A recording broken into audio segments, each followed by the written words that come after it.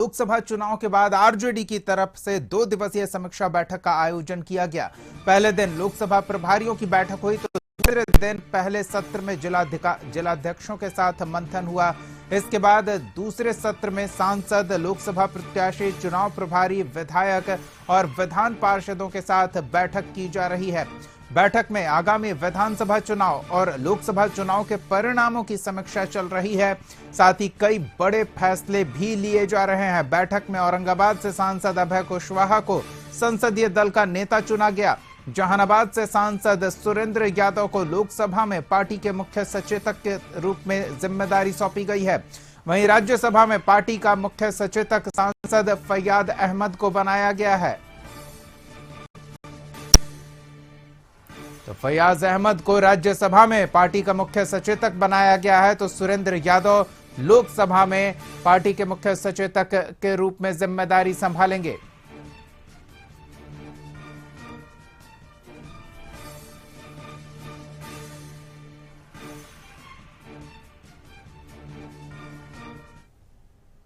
बीते हुए सभी सांसदों की बैठक हुई और उसमें सर्वसम्मति से यह निर्णय ली गई कि सदन के नेता जो हैं वो अभय कुशवाहा होंगे लोकसभा के, और जहानाबाद से जो माननीय सांसद सुरेंद्र प्रसाद यादव जी जीते हैं वो मुख्य सचेतक होंगे।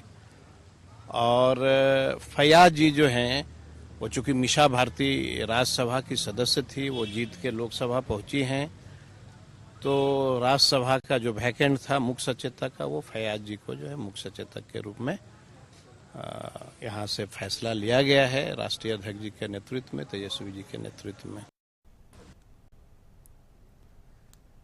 तो चलिए सीधे हम तेजस्वी यादव के आवास आपको लिए चलते हैं। ब्यूरो चीफ अमित सिंह मौके पर मौजूद हैं और बैठक से जुड़ी हर हलचल पर बीते 2 दिनों से लगातार नजर बनाए हुए हैं। अब बैठक में कुछ निर्णय लिए जा रहे हैं। अमित, लगता है बैठक अब समापन की ओर से, तो कुछ और बड़े निर्णय लिए जा सकते हैं, क्या संभावना दिख रही है?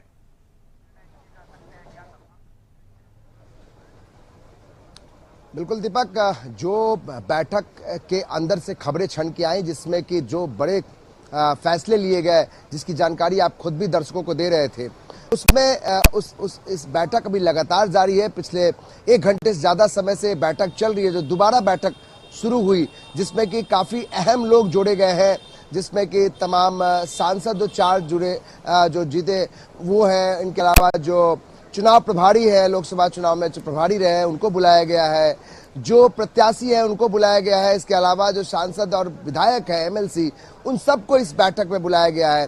हम एक चीज जोड़ना चाहते हैं दीपक कि देखिए, जो अभी जो फैसला लिया गया है जिसका जिक्र आप कर रहे थे, उसमें जो 3 चेहरे हैं, उन चेहरों को आप समझिए 4 सांसद चुनकर आए, 1 सांसद इनके परिवार के, यानी मीसा भारती पहली बार लोकसभा से चुनकर आई, सांसद चुनी गई, तो उनको कोई जिम्मेदारी नहीं दी गई है। मसलन आप समझिए, ये कहीं ना कहीं तेजस्वी यादव एक बड़ा मैसेज देने की कोशिश कर रहे हैं कि जो परिवारवाद का आरोप उनके ऊपर लगता रहा, उनके परिवार पर, कि उनके लोगों को ही बड़े पदों पर रखा जाता है। तो आप देखिए, जो कुशवाहा समाज से अभय कुशवाहा, यानी कुशवाहा जो फैक्टर है जो तेजस्वी यादव ने इस बार इंप्लीमेंट किया, उस कुशवाहा समाज से अभय कुशवाहा को संसदीय दल का नेता बनाया गया है, चुना गया है। इसके अलावा आप देखिए, सुरेंद्र यादव को, अगर यादवों के प्रतिनिधि के तौर पर सुरेंद्र यादव को मुख्य सचेतक के तौर पर रखा गया है, जबकि वहां चाहते तो मीसा भारती को भी रख सकते थे, लेकिन वहां मीसा भारती को जगह नहीं दी गई। इसके अलावा आप देखिए, जो मुस्लिम समुदाय से जो सबसे ज्यादा वोट जहां से आया, उनको भी खुश करने के लिए जो फैयाज अहमद है उनको राज्यसभा में वहां सचेतक रखा गया। तो ये एक मैसेज जो है वो लालू यादव और तेजस्वी यादव देना चाहते हैं। जिस तरीके से बीजेपी गोलबंद होकर ये सवाल उठाती रही कि परिवारवाद से ऊपर इतर सोच नहीं सकती है लालू परिवार, तो यहाँ एक मैसेज, चूंकि 2025 की लड़ाई है, तो वहां पे आपको यहीं से आप मैसेज दे सकते हैं लोकसभा राज्यसभा से। तो यहाँ पे जो 3 सांसद जो चुने गए, जो 3 समाज से हैं, उनको वहां बिठाया गया। ये हम चीजें इसलिए दीपक बता रहे हैं क्योंकि इस बात की अंदर में चर्चा हुई है।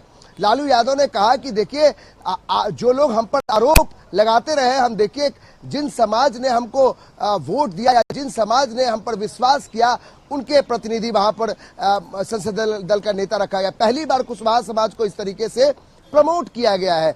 तो कई मायनों में हम कह सकते हैं दीपक कि तेजस्वी यादव एक तरीके से 2024 से जोड़कर 25 की लड़ाई जो देख रहे हैं, वहां ये जो नया फैसला लिया गया है, दरअसल ये 25 की लड़ाई को देखते हुए देखा गया है कि आप जब जनता के बीच में जाएंगे तो आप ये कहेंगे कि हम पर जो आरोप लगाती रही विपक्षी पार्टियां कि हम जो परिवारवाद कहते हैं, तो देखिए हमारे 3 सांसद मीसा भारती के अलावा 3 सांसद चुन के आए, उनको हमने वहां पे पद पे रखा, बड़े पदों पे रखा, यानी हम उससे अछूते हैं, हम पर आरोप लगते हैं वो गलत आरोप लगते हैं। तो ये कुछ बड़ी चीजें जो है वो छन कर निकल के बाहर आ रही हैं दीपक।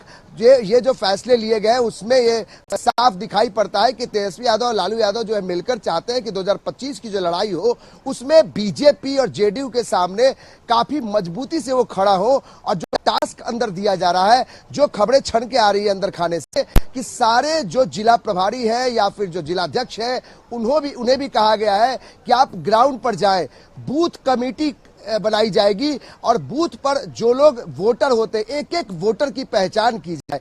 यानी 25 अगर मिशन 25 की लड़ाई है आपको, तो जातिगत जनगणना के आधार पर जो नया समीकरण दिखाई दे रहा है उसको वो वोट साधने की कोशिश की जाएगी। तो उसके लिए सबको टास्क दिया जा रहा है। तो जो लालू यादव का अनुभव है वो वहां पे वो दे रहे हैं, तेजस्वी यादव नए चेहरे हैं, नया अनुभव है, 2024 में जो उन्होंने जीत हासिल की है, 4 सीटें जीती है, वो लगता है कि वो अपना एक्सपीरियंस शेयर कर रहे हैं। इसमें वक्त लग रहा है, हालांकि बैठक अब लास्ट आपने ठीक कहा समापन की तरफ है और इसके बाद डिनर पार्टी है और वहां पे तमाम लोगों से लालू यादव बातचीत करेंगे और ये समझाने की कोशिश करेंगे कि 25 की जो लड़ाई है वो आप समझिए बहुत बड़ी लड़ाई होगी और 24 के बाद जो नतीजे आए हैं हम इसको आगे जहां कमियां है उसको दूर करके 25 में बिल्कुल। और उस लड़ाई की तैयारी में आरजेडी खेमा पूरी जोर शोर से जुट गया है और ये मंथन 2 दिनों का उसी दिशा में एक कदम बढ़ाते पार्टी के नेता दिख रहे हैं। अमित, नजर बनाए रखे, अपडेट आपसे लेते रहेंगे। फिलहाल धन्यवाद तमाम जानकारियों के लिए।